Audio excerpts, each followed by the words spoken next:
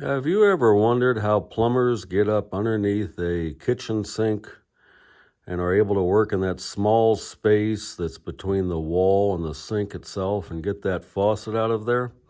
Especially when it's a really deep sink like we have today. Some of these farm sinks and different things like that where the bowl hangs down almost a foot. This is the secret weapon. It's known as a hook wrench. It gives us the ability to get a hold of something up inside of that cabinet. We can extend this so we can reach far up inside of there, hook onto a nut, and loosen it up. Or flip it over and tighten it up. And yeah, that can hurt if you turn that too much. So don't do that. All right. Now, this particular make and model is a Husky. I believe I got this at Home Depot. It is adjustable. It has this little tang right here, spring loaded, okay?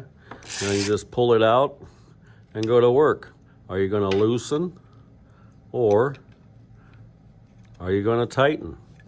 Now, the other end, we have this handle and it can flip over, okay? So it gets out of your way. Say if you're up against the wall and you need it to move, well, it just kind of gets out of your way. You see how that works?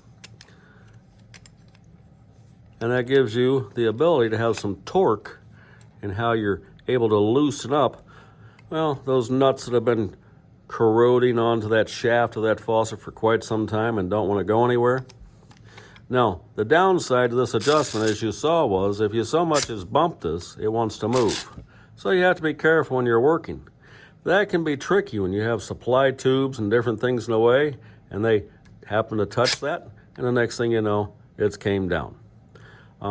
There are different makes and models that have like buttons that you would depress, and you can pull it out and it'll pop as it gets longer. Those stay secured better, but for the money, this is a pretty good way to go.